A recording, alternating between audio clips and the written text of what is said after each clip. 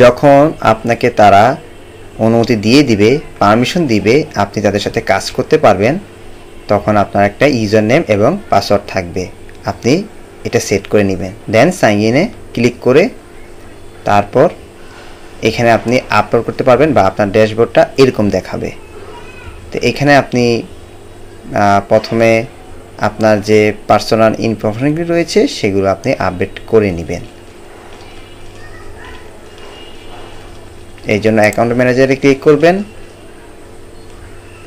দেন হচ্ছে এখানে আপনার অ্যাড্রেসগুলো দিয়ে দিবেন, টাউন, তারপর জিপ কোড, কান্ট্রি তো সিলেক্ট করে দিয়েছেন, আপনার ফোন নাম্বার দিবেন, আপনার জিমেল দিবেন।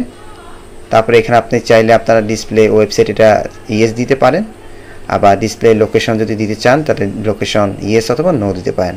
আর এখানে আপনার কভার ফটোটি আপলোড করে দিবেন। ব্যাস এতটুকুই। যদি আপনার ওয়েবসাইট যদি থাকে, আমি আমার বিহেন্সের ওয়েবসাইট দিয়ে দিয়েছি, আপনার এইভাবে আপলোড করতে পারেন।